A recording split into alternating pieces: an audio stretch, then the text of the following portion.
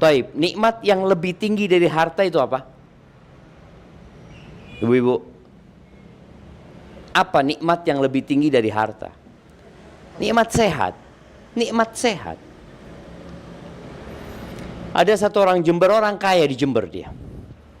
Dia sakit dan harus berobat ke Singapura. Berangkat ke Singapura karena orang berduit.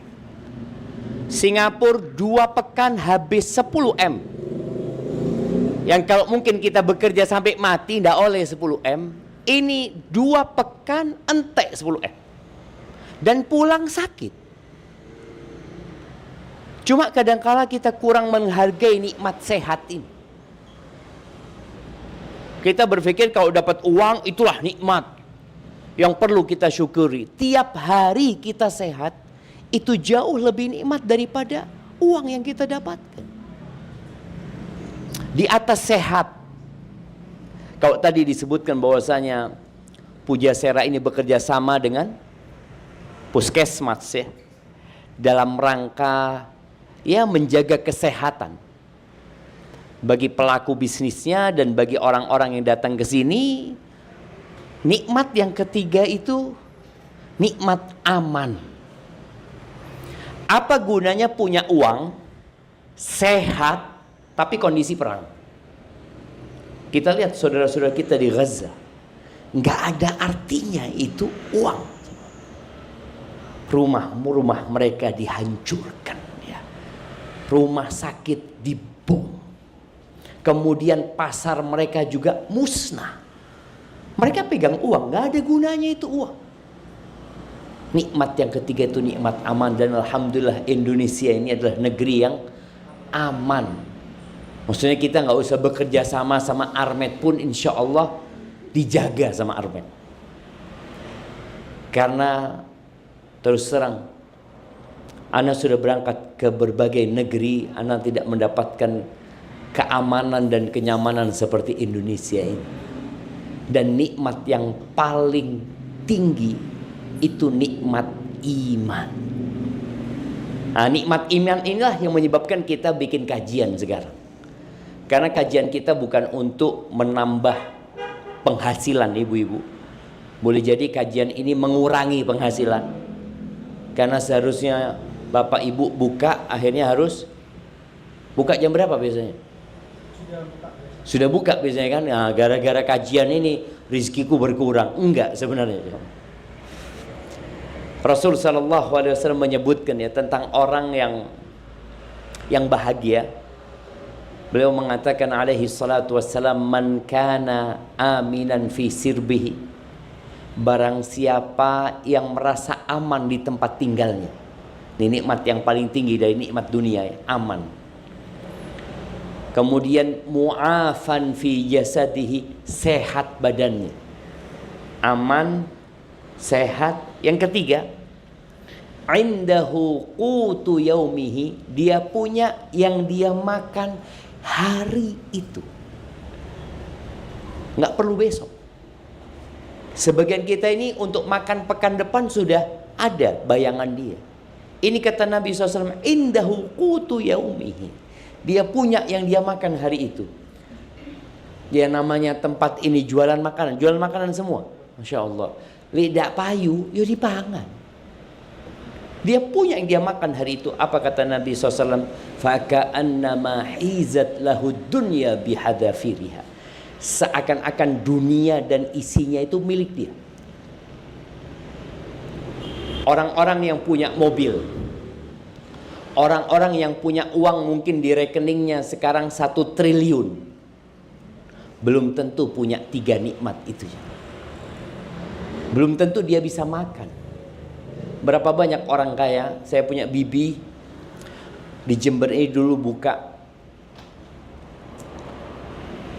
ganti oli mobil sama pemandian mobil. Pernah dia lihat seorang perempuan ya, dengan mobil mewahnya, kemudian gelangi ada mungkin 1/2 kilo yang dia pakai jemaah ya. Ditanya sama bibi ana, ya Allah ibu ini seneng ya hidupnya ya, kata dia. Apa kata ibu ini? Dulu saya itu orang nggak punya, kata dia. Dulu saya kalau melihat ada orang makan enak, ya restoran enak, donat-donat yang enak itu saya kepingin. Ketika Allah kasih kekayaan sama saya nggak bisa makan itu. Kenapa? Kasih penyakit sama Allah. Nggak ada kemudian. Yang ada dia cuma penampilan seperti orang kaya, seperti orang paling senang padahal dia susah. Nikmat sehat Allah cabut dari dia. Allahumma salli wa sallim ala abdika wa rasulika sayyidina wa maulana Muhammadin wa ala alihi wa ashabihi ajma'in, amma ba'd. Ya Allah, semoga salawat dan salam, berkah dan nikmat senantiasa Engkau curahkan untuk hamba kekasih-Mu, untuk baginda Nabi kita Muhammad alaihi salatu wassalam, untuk keluarga beliau, untuk istri-istri beliau, untuk putra-putri beliau, dan untuk seluruh sahabat Nabi. Semoga Allah meridhai kita bersama mereka. Amma ba'd. Kenapa bapak ibu bekerja? Oleh opus. Nah, Anda nggak dalam bayangan ternyata kebanyakan emak-emak di sini ya. Iya, bapak-bapaknya cuma satu. Masya Allah, Masya Allah. Apa yang mendorong ibu-ibu untuk keluar rumah? Kalau boleh Anda tanya. Yang belum nikah siapa? Satu, ibu-ibunya? Oke, satu, dua. Tapi yang lain sudah nikah? Alhamdulillah. Sudah nikah, sudah cerai? Atau sudah nikah masih bersuami? Masih bersuami. Dia di bojone kok ndak kerja. Loh. Suaminya sudah pulang kerja ditinggal. Tugasnya istri itu menyambut suami, genakno bojone. Kok bojone teko ditinggal jemaah. Nah, cari apa? Cari uang. Iya, di Jember ini antrian emak-emak yang gugat cerai suaminya itu banyak. Kalau ibu-ibu ke pengadilan agama akan melihat antri. Dan ternyata faktor terbesar gugat cerai itu apa? Ekonomi. Kok tahu ibu? Iya, ekonomi. Masalahnya di suami apa di istri?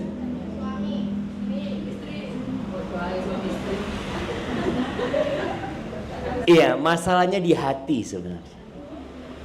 Masalahnya di hati. Ketika seorang tidak ridho dengan apa yang Allah berikan, ketika seorang melihat kepada tetangganya yang lebih senang, ketika matanya memandang kepada yang lebih di atas dia dari sisi ekonomi, maka dia akan jadi orang yang menderita. Dia berpikir kalau saya cerai, saya pisah, saya akan jadi orang yang hidupnya nyaman. Enggak. Karena kebahagiaan itu bukan di harta. Kalau kebahagiaan itu di harta, berarti cuma orang kaya yang bahagia. Orang miskin tidak akan pernah bahagia. Berarti Allah nggak adil. Sedangkan kita lihat jumlah orang kaya dan orang miskin lebih banyak orang kaya.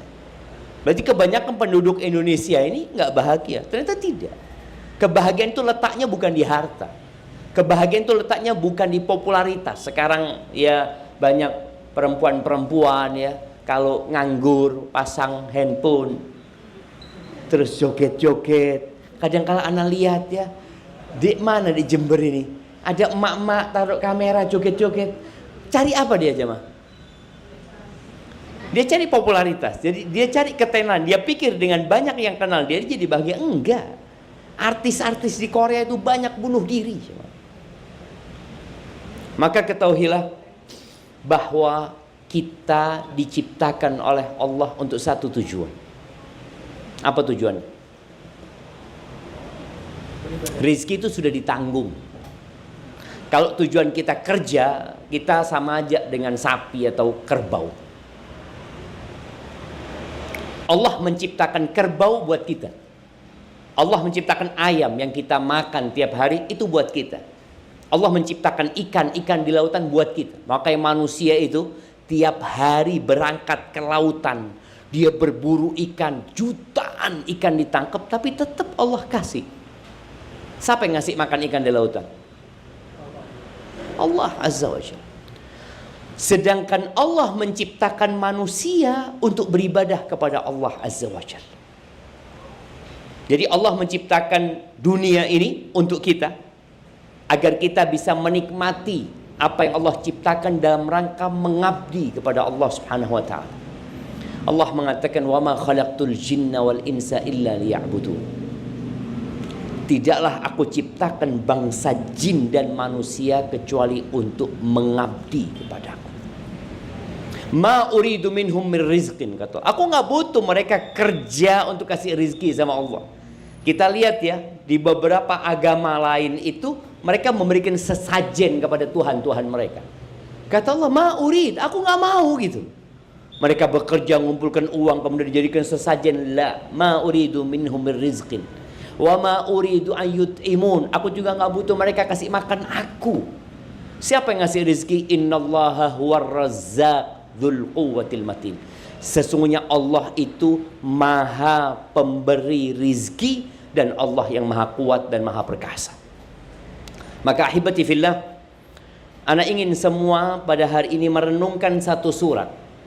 Insya Allah surat ini semua hafal. Surat itu surat Al-Asr. Wal asri, apa artinya? Demi waktu asar atau demi masa. Di Al-Quran kita akan mendapatkan wal fajri, demi waktu fajar. Kemudian wadduha, demi waktu duha. Ketemu wal asri, demi waktu asar atau demi waktu. Innal insana lafi khusri. Allah menyebutkan semua manusia itu berada dalam kerugian. Ketika Allah menyebutkan wal asri, wadduha, wal fajri, itu untuk mengingatkan kita pentingnya waktu. Modal orang hidup itu waktu apa harta? Waktu. Orang kalau waktunya habis, selesai sudah. Walaupun masih punya uang dia 10 juta. Walaupun dia masih punya rumah yang atas nama dia, dia punya motor atas nama dia, bahkan mungkin dia punya tanah di berbagai tempat di Jember ini, tapi waktunya habis, selesai. Uang yang hilang bisa dicari, tapi waktu yang hilang tidak pernah akan kembali. Ana punya teman di Surabaya, dia pernah bangkrut. Kerjaannya di Jember, dia punya kerjaan di Jember. Dia ngomong, ketika ana bangkrut Ustaz, ana punya utang 64 miliar. Subhanallah, setahun lunas Ustaz. Tapi ana punya waktu yang hilang untuk mencari dunia itu Ustaz, nggak pernah balik. Uang bisa dicari kembali. Maka Allah mengingatkan bahwa waktu itu penting buat kita. Dan hendaklah setiap kita bermuhasabah, umurku piro saiki. Ibu-ibu tahu surat Juz Amma itu berapa surat? Juz Amma. Tahu Juz Amma? Iya. Juz Amma itu dimulai dari Amma yatasaalun sampai An-Nas. Ada berapa surat? Nah, Al-Quran itu berapa surat? Ibu tanya sama Mbah Google, golek pirang surat. Al-Quran itu 114 surat. Berapa surat? 114. Juz Amma itu juz ke-30, itu 37 surat. Paling tidak nih pelaku bisnis yang umurnya 37 tahun hafal Juz Amma. Apa nggak bisa setahun sekali hafal juz satu surat? Tiap tahun hafal satu surat. Bisa nggak? Sangat bisa. Kalau mau. Tapi kita kan nggak mau. Kita beranggapan apa sih manfaatnya? Apa sih gunanya? Lu pikirkan dunia ini apa gunanya? Semua akan ditinggalkan. Rumah akan ditinggalkan. Dan bayangin ya, ibu-ibu tadi yang bekerja, Masya Allah, ninggalkan suaminya, ninggalkan anak-anaknya. Ketika waktunya habis, langsung diusir dari rumah. Tidak akan lama-lama anak itu menjaga jasadnya ibu-ibu. Langsung dimandikan, langsung dikafani. Kalau pakai gelang-gelangnya dilepas, kalau pakai jam-jamnya dilepas, dibawa ke kuburan, ditinggal selama-lamanya. Oh, keluarga mendoakan, iya mendoakan paling seminggu. Habis gitu bojone kawin meneng, anak-anaknya bagi warisan, semua ditinggal. Maka tolong kita harus lebih paham mana yang penting dan mana yang lebih penting. Iya, bekerja mengais rezeki penting, tapi ada yang lebih penting buat kita. Maka harapan anak ibu-ibu tadi, kalau umurnya sudah di atas 37 tahun, paling nggak hafal juz amma. Buat apa Ustaz? Itu buat bekal ketika kita mati. Buat bekal ketika kita sendirian di kuburan. Nggak ada yang nemenin. Mungkin sesekali keluarga datang, assalamualaikum, dungakno, habis gitu sibuk. Kayak ibu-ibu sekarang sibuk di tempat ini, lupa sama keluarganya, lupa sama suaminya, lupa sama anak-anaknya, sibuk bekerja, berkhidmat kepada orang lain. Ini masih hidup. Ya boleh mati. Maka Allah mengatakan innal insana lafi khusrin. Sesungguhnya manusia berada di dalam kerugian. Semuanya, mau presiden, mau tukang sampah. Di bumi ini sekarang berapa penduduknya? Ya ma, berapa jumlah penduduk bumi? Oke, tidak paham. Berapa jumlah penduduk Jember? Ini pelaku bisnis harus mikir. Saya bekerja ini mau dijual ke berapa orang? Berapa jumlah penduduk Jember? Coba lihat di Syekh Google. Mbah Google itu tanya, berapa jumlah penduduk Jember?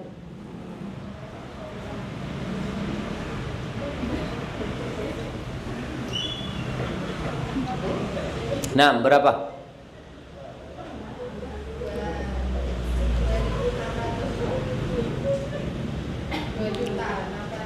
$2,6 juta. Bayangkan kalau yang beli di tenan ini 1%-nya saja. Berapa 1% dari 2,6 juta? 26.000. Bisa nyuguhi makanan buat 26.000 orang? Tidak bisa. Tapi siapa yang ngasih rezeki 2,6 juta itu? Allah yang kasih rezeki sama mereka. Allah menyebutkan semua orang yang ada di Jember, yang ada di Pulau Jawa, yang ada di Indonesia, yang ada di Asia, yang ada di semua benua yang sekarang jumlahnya mungkin 8 miliar manusia, itu semua di dalam kerugian. Illa, kata Allah, kecuali ada 4 hal yang harus dimiliki. Ibu-ibu kalau mau keluar dari kerugian dari jualannya tadi, kerugian nyewa di sini, ada yang nyewa kemudian tidak balik lagi, Mas? Ada kan? Kenapa? Karena dia bisa ngatur waktu juga. Oke, rugi berarti dia. Rugi. Tapi sekarang kalau bicara rugi, ternyata ada 4 hal supaya nggak rugi. Nggak rugi di tenan kita, nggak rugi di rumah kita, nggak rugi keluarga kita, nggak rugi ketika kita mati meninggalkan dunia. Yang pertama kata Allah, illalladzina amanu. Kecuali orang-orang yang beriman. Dan iman ini landasannya adalah ilmu. Ya gimana kalau kita mau beriman tapi kita nggak pernah belajar? Ada penyakit namanya iri dan dengki. Ini jualannya nggak ada yang sama, Mas. Beda-beda. Delok tonggone kok rame yo. Kayaknya nggak dukun yo. Serame dia. Iya. Ketika iman lemah, dan boleh jadi dia akan berangkat ke dukun. Ketika konsep rizki yang berkaitan dengan iman, tadi kita sampaikan Pemberi rizki siapa? Allah Azza wa Jalla. Tapi sebagian orang masih berangkat ke dukun. Masih cari penglaris. Di Jember ini di mana tempat penglaris? Hah? Di mana? Oh, belum tahu.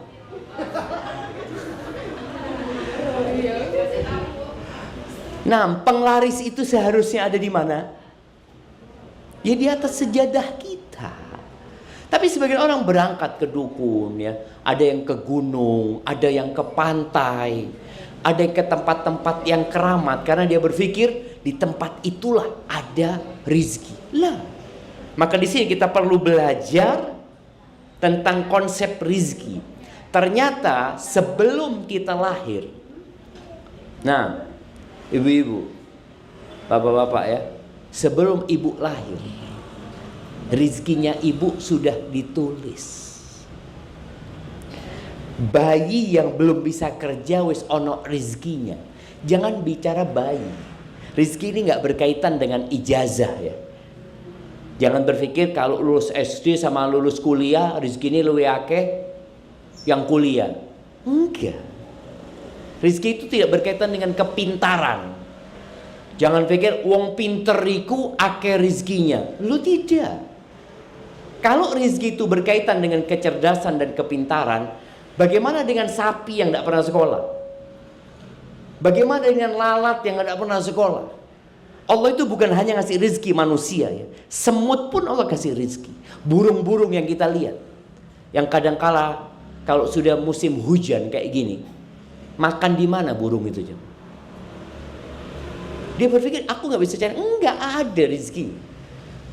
Maka kita harus menumbuhkan keimanan di diri kita bahwa pemberi rizki itu adalah Allah. Dan di antara nama Allah itu adalah Ar-Razzaq. Jadi ketika ibu merasa sepi, kok sepi ya, maka mulai dia panggil ya Razzaq, urzuqni. Ya Razzaq, kasih rizki aku ya Allah, mudahkan urusanku ya Allah. Iri dengki nggak akan ada dalam hati karena tahu rizkinya aku nggak akan tertukar dengan rizki tetangga. Jemaah, mudah-mudahan ya, mudah-mudahan Pujasera ini penuh dengan keimanan. Sehingga berkah itu meliputi semuanya. Tapi kalau sudah ada iri dan dengki, rezeki itu akan mulai hilang nantinya. Karena Allah murka. Ini kejadian di kota Madinah. Anak ketika kuliah di Madinah, Syekh itu cerita. Jadi kejadian ini mungkin 50 tahun yang lalu. Dia mengatakan dulu, kata dia, orang-orang di pasar itu jualannya sama. Nah kayak Pujasera ini, jualan di pasar itu yang jualan sayur toh, yang jualan pecah belah. Memang sudah diatur seperti itu mereka itu. Mereka sebelum buka, mereka sarapannya bareng-bareng jemaah. Bareng-bareng, duduk bareng sarapan. Mereka kemudian selesai sarapan, yuk bismillah buka. Baru buka tokonya masing-masing. Biasanya toko yang paling rame itu toko yang pertama. Karena orang masuk pasar itu ya nggak mau capek-capek dia. Ya sudah, dia mau beli gelas ya di toko ini sudah. Dia masuk ke sana, beli, dilayani. Kemudian kalau ada pelanggan kedua, itu ditolak. Dia mengatakan ke toko sebelah, alhamdulillah aku sudah dapat rezeki. Dapat istilah apa? Wong Jawa itu penglaris ya. Alhamdulillah wis dapat ke tetangga sebelah. Nanti tetangga sebelahnya seperti itu lagi. Jadi tempat itu penuh dengan cinta dan kasih sayang. Karena mereka beriman, wis rezeki kita insya Allah wis diatur oleh Allah. Rezeki itu tidak akan bertambah dengan kita iri, dengki, semangat. Enggak. Lek wis ditakar be Allah rezeki ini 10.000, 10.000. Maka dia menjadi berkah dengan cara seperti itu. Tapi kata Syekh, kalau engkau lihat di pasar sekarang, hilang. Jadi sekarang ini orang sudah sarapan sendiri-sendiri ya. Ketika mereka buka, itu orang dijauh wis diawi-awi. Mas. Kalau dia bawa jualannya, mas. Nggak mikir tonggo, enggak sudah. Rebutan jangan seperti itu. Itu ada di sini. Lu ada? Insya Allah udah ada. Mudah-mudahan. Jadi memang sudah berebut seperti itu. Sehingga orang yang ada di tempat pekerjaan itu saling iri. Loro hati sudah hidupnya.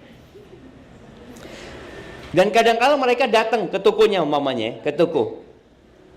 Atau mbak jualan paku mamanya. Oh habis pakunya. Dek mana mbak ya kalau cari paku kayak gini ya. Padahal tonggo ini dodolan.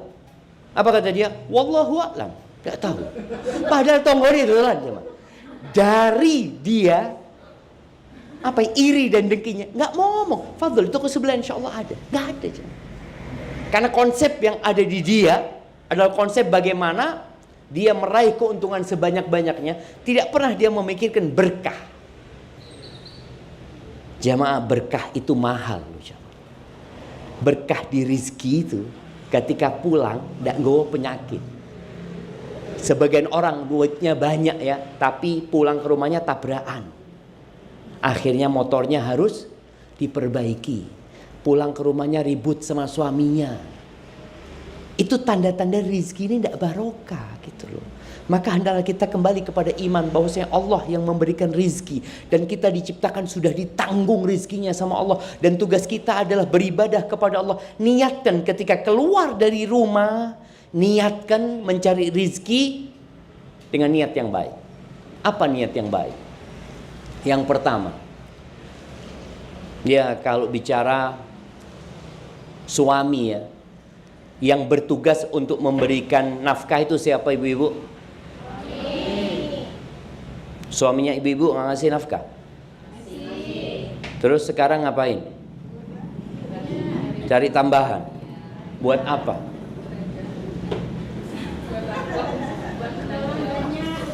Buat apa? Pengeluaran banyak. Iya, bendino online. Banyak pengeluaran. Baik. Niat mencari rezeki. Ini dari awal tadi kita bicara ada 4 kriteria agar orang tidak merugi. Yang pertama adalah ilmu.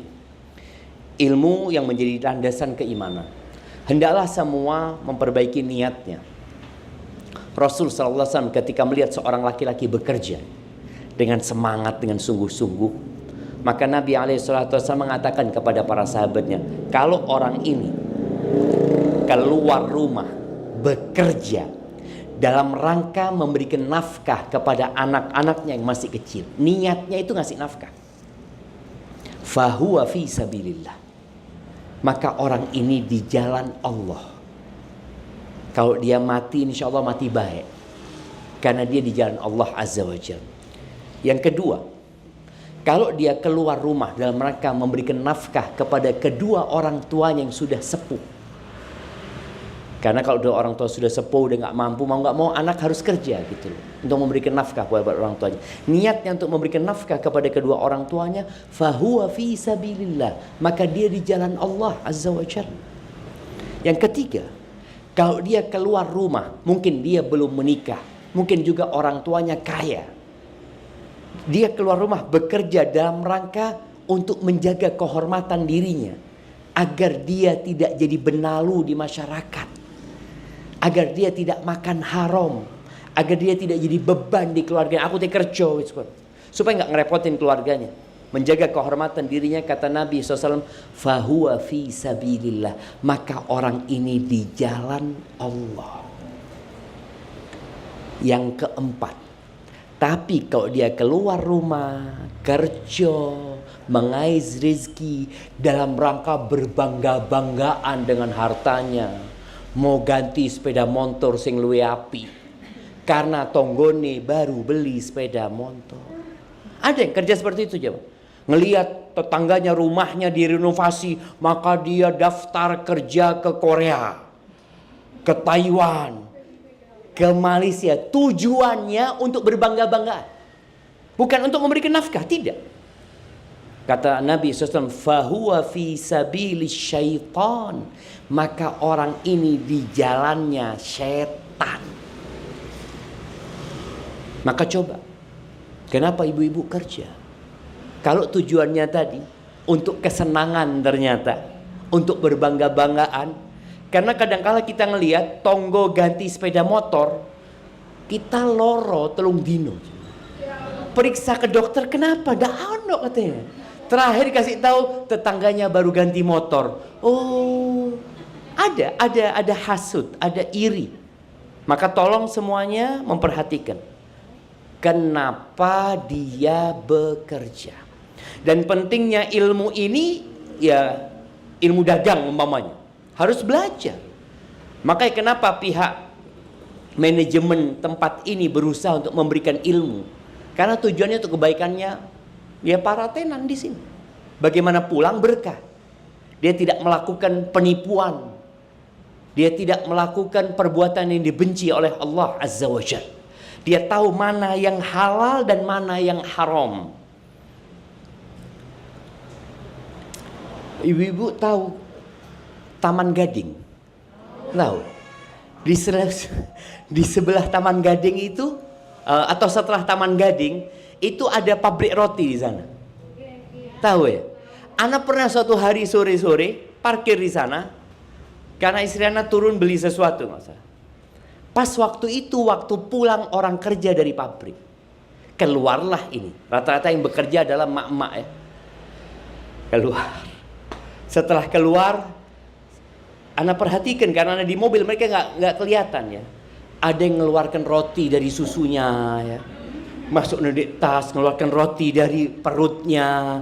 Loh, ini kok iso ngomong? Ternyata dia bawa yang haram, yang mungkin anaknya dikasih makan yang haram, mungkin orang tuanya dikasih makan yang haram, dan mungkin ketika dia ngambil dia bangga. Padahal daging mana saja yang tumbuh dari yang haram, neraka tempatnya. Maka mohon nanti ya, ini kajian perdana, nanti ada kajian lanjutan yang akan membahas mana yang boleh dan mana yang tidak boleh. Kadangkala ada kembalian ya. Ada orang beli kemudian tidak ada kembalian. Kembaliannya cuma 2.000. Mas tidak ono susu mas. Padahal ono susu. Terus yang tidak apa-apa, ikhlas sudah. Kalau benar nggak ada kembaliannya dan dia ikhlas, alhamdulillah rezeki. Tapi kalau ternyata ada kembaliannya dan kita mengatakan tidak ada kembaliannya, haram yang 2.000, cuma 2.000 haram. Baik, itu yang pertama, ilmu, pentingnya ilmu. Maka kita perlu belajar. Dan harapan anak sekali lagi, ibu-ibu ini, para pelaku tenan ini, pelaku bisnis ini bisa menghafal surat juz amma. Sekarang mudah jamaah ngafalno. Tinggal taruh headset di telinga, rungokno. Wadduha wallaili idza saja. Sak jam dengerno insyaallah hafal. Nanti dibaca artinya, itu bekal kita. Yang kedua, setelah berilmu, kata Allah Azza wa Jal, illal ladzina amanu. Yang kedua apa? Wa amilus solihat. Ilmune diamalno. Udah tahu halal haram, udah tahu bahwasanya iri itu tidak menambah rizki kita, dengki itu tidak akan membuat kita tambah kaya, yang ada kita akan tambah susah dan menderita. Jangan iri. Semua jasad itu ada sifat irinya. Sampai dikatakan oleh para ulama, ma khala jasadun min hasad. Enggak ada jasad yang selamat dari hasad. Tapi orang beriman itu ketika melihat orang lain senang, dia berusaha, ya Allah, Engkau yang kasih rizki sama dia, ya Allah, kasih rizki buat aku, ya Allah. Jadi enggak ada pikiran buruk kepada orang itu, enggak ada suudzon sama orang itu. Dia selalu berbaik sangka sama orang lain karena dia punya ilmunya. Maka tolong diamalkan. Dan di antara yang perlu diamalkan buat kita semua itu, baca zikir pagi petang. Baca. Di antara yang kita baca itu, baca 3 surat terakhir ya. Qul huwallahu ahad, Qul a'udzu birabbil falaq, Qul a'udzu birabbin nas. Di di al-falaq ini, di terakhir, apa yang kita baca? Wa min syarri hasidin idza hasad. Dan aku berlindung kepadamu ya Allah dari kejahatan orang-orang yang hasad apabila melancarkan hasadnya. Baik. Di ayat sebelumnya apa Allah katakan? Wa min syarrin naffatsati fil uqad. Dan aku berlindung dari wanita-wanita penyihir. Ya, yang dia meniupkan di buhul-buhul. Karena boleh jadi orang-orang yang iri itu akan melakukan sihir, akan berangkat ke dukun. Dan memang yang paling berat itu jual makanan. Sihirnya kuat. Anak punya bibi, punya restoran dulu. Awalnya rame, habis gitu sepi. Setiap mobil turun, naik lagi. Turun, naik lagi. Ketika ditanya, loh kenapa bu? Loh tutup kata dia. Jadi sihirnya itu membuat tokonya seakan-akan tutup. Gak kelihatan. Maka tolong baca itu. Jangan kita kemudian melakukan sihir lagi. Berangkat ke dukun. Kemudian yang ketiga jemaah. Yang ketiga yang perlu kita lakukan itu adalah watawasau bil haq. Saling menasehati dalam kebaikan. Lihat temennya gak sholat. Loh ayo gak sembahyang. Perempuan ini banyak alasan kalau gak sholat. Apa alasannya? Oh sedang datang bulan. Padahal gak datang bulan. Ditelok. Saulan gak sembahyang ngomong iki. Datang bulan saulan penuh. Mungkin nifas. Padahal gak dua anak gitu. Gak dua anak. Nifas. Saulan gak pernah sembahyang.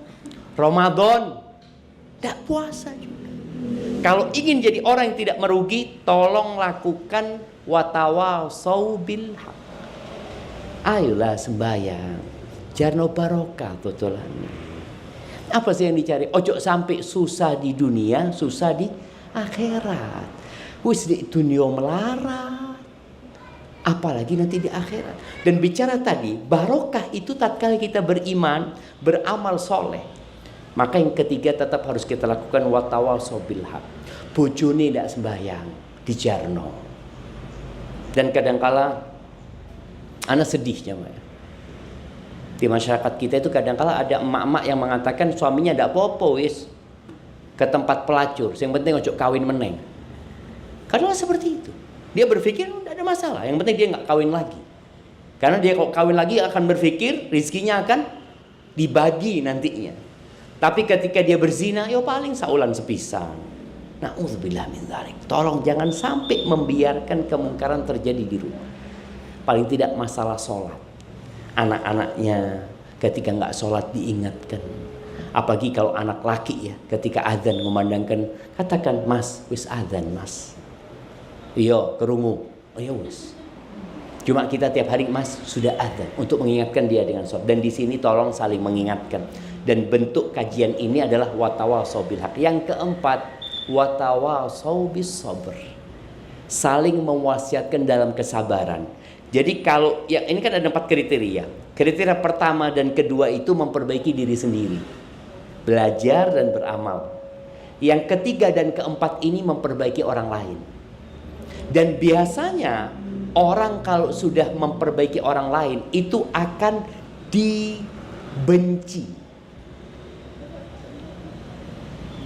Ibu-ibu tahu bagaimana Rasulullah SAW 40 tahun di Mekah itu dicintai sama penduduk Mekah. Penduduk Mekah memberi sebutan apa kepada Nabi SAW? Al-Amin. Radina bil amin. Oh orang yang terpercaya, orang yang amanah. Tapi ketika Nabi SAW mendapatkan wahyu dan mulai berdakwah, hilang semua pujian itu. Yang ada celaan, dikatakan penyihir, dukun, orang gila, pendusta. Dan ketika kita naik levelnya memperbaiki orang lain, maka kita akan dibenci. Wes, gak usah melok-melok urusane wong, urusono awakmu dewi. Akan muncul hal itu. Tetap kita nggak boleh berhenti. Oh enggak, awakmu dulurku. Engkau beriman, aku beriman, dan aku melihatmu melakukan kecurangan. Umpamanya melihat temannya melakukan kecurangan di tempat ini, jangan pura-pura tutup mata, jangan. Ya katakan bertakwalah kepada Allah, jangan, tidak boleh. Ya orang nggak akan suka, nggak ada masalah. Tapi kita sudah melaksanakan tugas kita. Semoga 4 kriteria itu bisa kita kumpulkan. Lalu jamaah berkaitan dengan hubungan antara anak buah dengan atasan. Hubungan antara pembantu dengan pemilik. Itu atau antara pemilik dengan pembantu. Itu juga harus dipelajari. Jadi orang itu kalau nggak punya modal usaha, maka tolong modal utama jangan ditinggalkan. Modal utama orang bekerja itu jujur. Jujur. Kata Nabi SAW, at-tujar fujar. Pedagang-pedagang itu penjahat. Pedagang-pedagang itu apa? Penjahat. Illa man barra wa sadaq. Kecuali yang baik ketika dia berbisnis dan jujur. Karena pedagang itu untuk jujur takut jemaah. Takut apa? Takut dagangannya nggak laku. Ditanya, ini pakai tambahan gula nggak yang jual jus umpamanya? Tak pakai tambahan gula? Oh enggak, murni. Murni. Padahal tambah gula jemaah. Tapi mengatakan murni. Kenapa kalau dia ngomong tambah gula? Takut orang ini tidak balik lagi. Padahal orang ini ketika bikin jus di rumahnya, kok kecut ya? Aku lihat tuku ndek kono manis kata dia. Oh paling gak dukun ndek kono. Padahal enggak, gak gula. Dan gak dukun. Jadi tadi para pedagang itu dikatakan mereka penjahat kecuali yang jujur dan baik ketika melakukan bisnisnya. Maka tolong kejujuran ini dijaga. Dan ya ada bos yang tidak hadir di sini. Ada kan? Ada yang model yang jaga itu orang lain. Maka dituntut kejujuran dia itu lebih lagi. Tapi kalau bos ya mau nggak mau karena dia sendiri yang punya, dia yang jualan, maka dia akan berusaha untuk sejujur-jujurnya kepada diri sendiri. Dan orang yang menjalankan amanah ini berkah lagi rizkinya nantinya. Dan itu mungkin yang Ana dapat sampaikan. Nanti untuk pembahasan halal haram pada kesempatan yang lainnya, Ana akan buka sesi tanya jawab buat jamaah yang hadir di sini atau buat para pelaku bisnis. Dan Ana bersyukur sekali jamaah bisa menyampaikan ini kepada orang-orang yang mungkin kalau pengajian di masjid tidak teko. Kenapa? Karena sih dodolan, dia nggak bisa. Tapi karena ini diwajibkan, tidak wajib hadir. Kalau bisa hadir. Kalau setiap kajian berapa kali nggak hadir, dikasih catatan merah gitu kan. Jadi terpaksa teko, terpaksa harus hadir. Tapi nggak ada masalah. Ada orang yang masuk surga itu dipaksa jangan. Dipaksa. Mudah-mudahan dengan hal seperti ini kita bisa lebih termotivasi untuk belajar lagi. Baik, silakan kalau ada pertanyaan, monggo. Nah,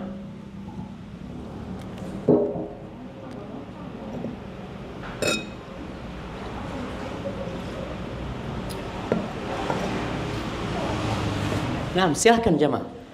Silakan apapun yang ditanyakan, untuk khususnya yang berkaitan dengan kehidupan kita sebagai hamba Allah Azza wa Jalla. Monggo. Iya, silakan, Pak. Waalaikumsalam warahmatullahi wabarakatuh. Ya Ustaz, ini saya mau tanya. Kadang kan orang itu khawatir untuk rezeki yang akan datang untuk Islam. Itu berdosakah yang punya pikiran kayak gitu? Terus gimana caranya biar nggak khawatir gitu Ustaz? Kadang kan apa ya? Karena belum terjadi gitu ya. Jadi mesti ada pikiran terus gitu Ustaz. Terima kasih. Assalamualaikum. Masya Allah, barakallahu fiik. Iya, jadi kekhawatiran kepada masa depan ini termasuk ujian dari Allah Azza wa Jalla. Allah Azza wa Jalla mengatakan, "Walanabluwannakum bisyai'in minal khauf." Kami akan memberikan ujian kepada kalian yang bentuknya itu rasa takut, cemas. Takut gimana anak-anak nanti mau sekolah ya. Takut gimana saya kalau sakit. Ada banyak kekhawatiran yang berkaitan dengan masa depan sebenarnya. Maka kalau kita belajar, ternyata konsep mencari rizki yang paling utama itu bukan bekerja, tapi tawakal. Maka kita kalau keluar rumah, apa yang kita baca? Bismillahi tawakkaltu 'ala Allah. La haula wala quwata illa billah. Kita mengatakan dengan nama Allah, aku serahkan semuanya kepada Allah. Tidak ada daya, tidak ada kekuatan kecuali dengan Allah Azza wa Jalla. Artinya, ketika ibu buka toko, buka tenannya, dan Allah katakan nggak ada orang yang datang, nggak ada orang yang datang. Mau kita buka sebelum subuh, mau kita buka sampai tengah malam, tapi Allah katakan nggak ada yang datang ke toko itu, nggak ada yang datang. Maka kita harus benar-benar menyerahkan semuanya kepada Allah. Dan ketika rizkinya ibu habis, berarti ajalnya datang. Jadi ketika ibu masih punya rizki, ibu nggak akan mati. Pernah melihat orang di rumah sakit ya, tahu-tahu sehat, seger, ya Allah, bapak sehat wes, alhamdulillah. Telepon anak-anaknya, alhamdulillah bapak wes sadar. Bapak kepingin apa pak? Bapak kepingin jus. Jus apa di sini? Ada yang jualan jus di sini? Apa yang ada di sini? Es teler. Bapak kepingin es teler yang di depannya Armet sana. Dibelikan. Makan, mati. Ternyata memang dalam catatan rizkinya, bapak itu masih ada es teler yang belum masuk perutnya. Iya, itu konsep rizki seperti itu. Berarti dia nggak akan mati sampai makan es teler. Itu terjadi, maka kita harus yakin. Maka tatkala orang bertawakal kepada Allah, dia menyerahkan kepada Allah, dia tenang. Dia akan tenang. Maka besok gimana? Besok ya terserah Allah. Kalau masih ada waktuku, rizkiku ada. Pasti ada. Dan Nabi SAW mengatakan tentang tawakal. Tawakalnya bukan amalan lisan ya. Tawakalnya amalan hati. Jadi jangan pernah oleh ngonosa turu-turuan aja deh oma. Ya enggak. Tawakal itu orang bekerja itu harus tawakal hatinya. Raganya berusaha tapi hatinya bekerja. Raganya berusaha, hatinya menyerahkan kepada Allah.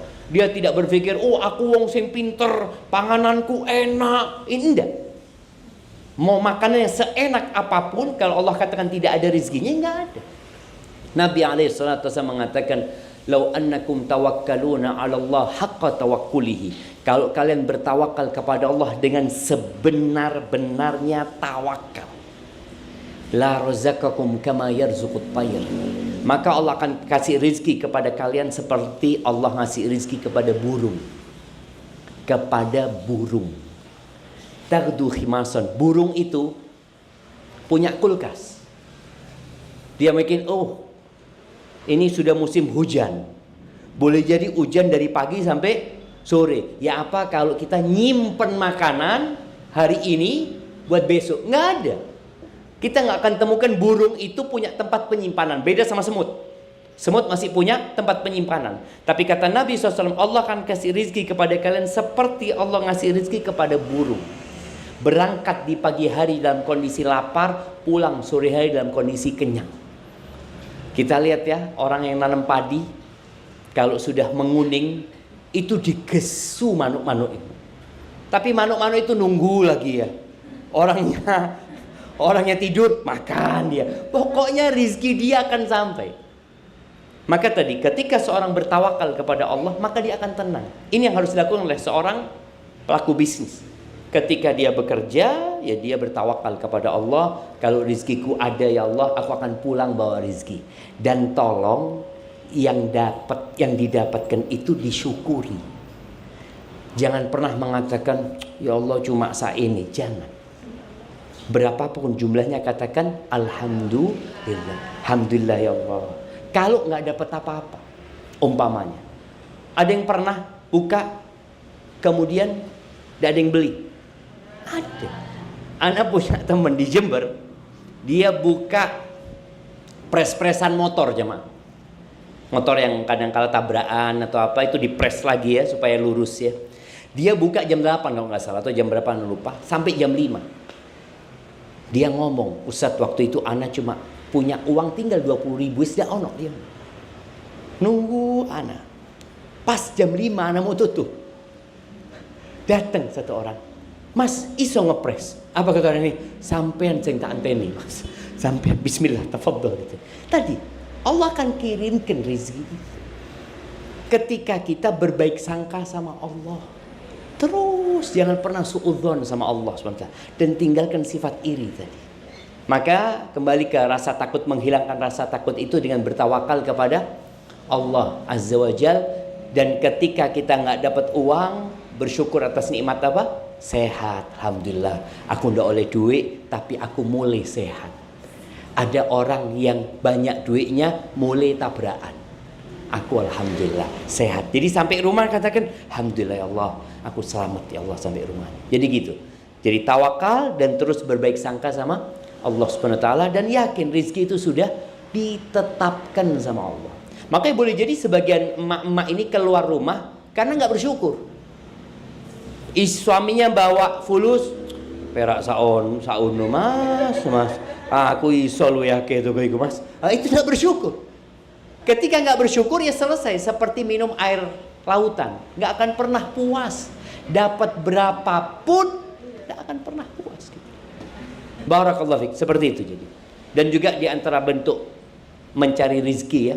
Jadi ketika umpamanya nunggu, digunakan buat apa?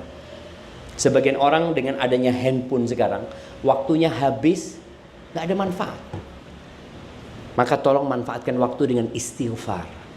Karena di antara pintu rezeki itu istighfar. Baca sudah astagfirullah wa atubu ilaih, astagfirullah wa atubu ilaih. Alhamdulillah, boleh jadi nggak ada yang beli, tapi kita bisa istighfar 1000 kali. Lebih nikmat mana aja. Lek rame dak iso istighfar. Sampai sembayang pun telat. Boleh jadi yang di sebelahnya ndak dapat uang tapi dapat istighfar, pulang dapat istighfar 1000 kali. Yang di sebelahnya rame gowo duit, pulang ke rumahnya.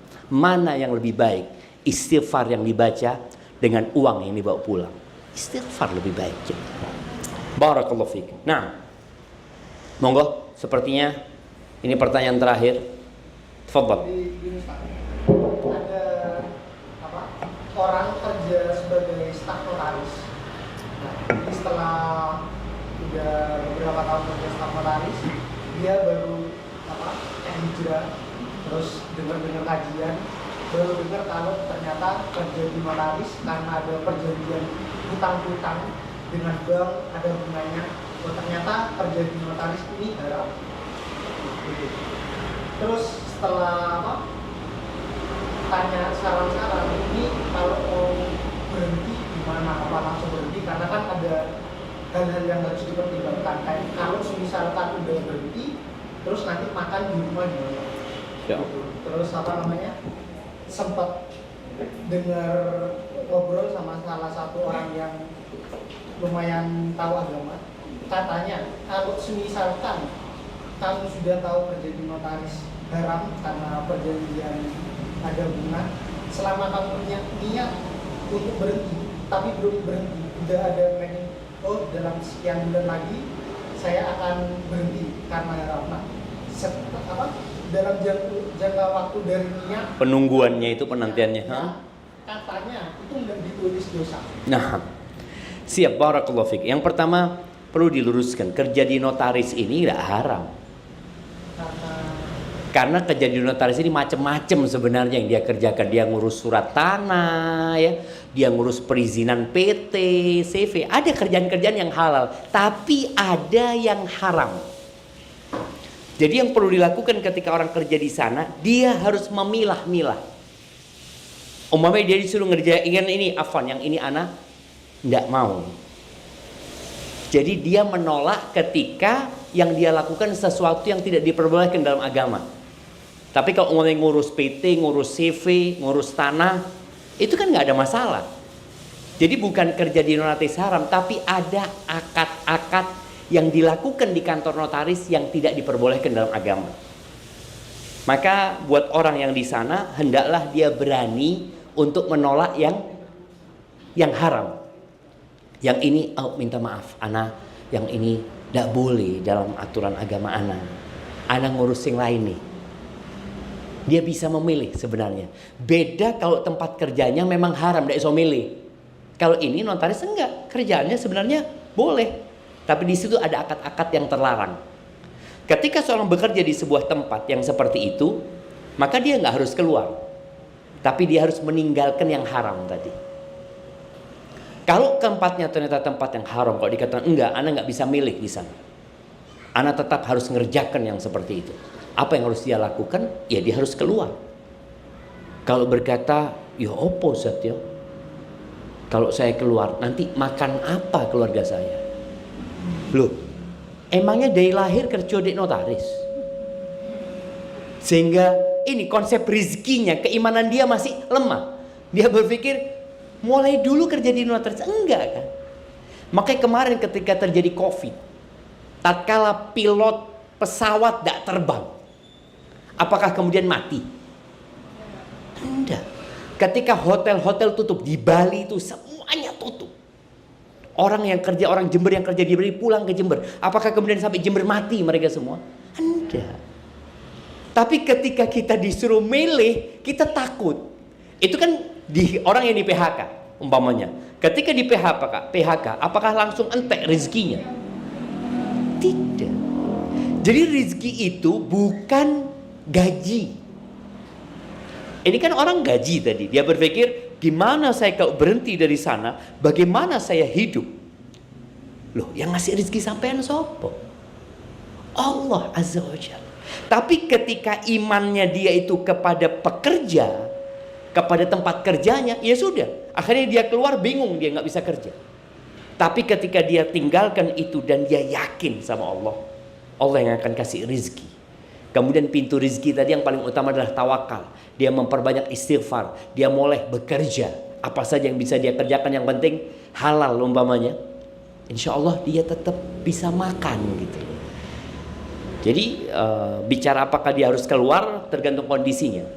Yang jelas kerja di notaris itu tidak dikatakan haram. Tapi di sana ada akad-akad yang diharamkan. Itulah yang seharusnya dihindarin. Seperti itu. Jadi kalau dikatakan apakah ketika niat keluar, ya keluar sudah. Dan barang siapa yang meninggalkan sesuatu karena Allah ya, bukan karena dapat kerjaan lain. Kan ada orang, apa kok resign? Alhamdulillah, ono kerjaan dia nih. Nah, ini bukan karena Allah berarti, karena dia ada pekerjaan yang lebih bagus. Tapi barang siapa yang meninggalkan sesuatu karena Allah, Allah akan kasih ganti yang lebih baik. Bukan pekerjaannya loh jemaah. Boleh jadi gantinya itu dia bisa sholat malam. Mien waktu kerja di sana tidak pernah sholat malam Ustaz. Gara-gara di PHK Ustaz, alhamdulillah aku bisa sholat malam Ustaz. Ini nikmat loh. Yang kata Nabi SAW 2 rakaat sebelum subuh, 2 rakaat fajar itu lebih baik dari dunia dan isinya. Dulu ketika dia bekerja dia nggak pernah bisa itu. Sekarang dia bisa itu. Dan boleh jadi Allah kasih ganti dengan kenyamanan, ketenangan, qanaah, nerimo yang dulunya dia nggak dapat itu. Itu asalkan dia meninggalkan sesuatu karena Allah Subhanahu wa taala. Barakallahu fiik.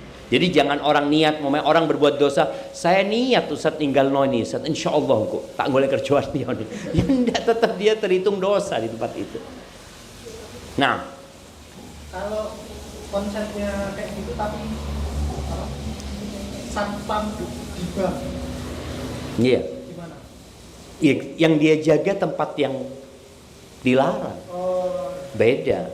Kalau tadi kan kerjaannya itu sebenarnya kerjaan yang halal, tapi di dalamnya ada unsur yang terlarang. Itu yang seperti itu. Nah, kok bisik-bisik langsung aja kan? Ini ada pertanyaan. Siap. Tafadhal. Waalaikumsalam warahmatullahi wabarakatuh. Siap, silahkan.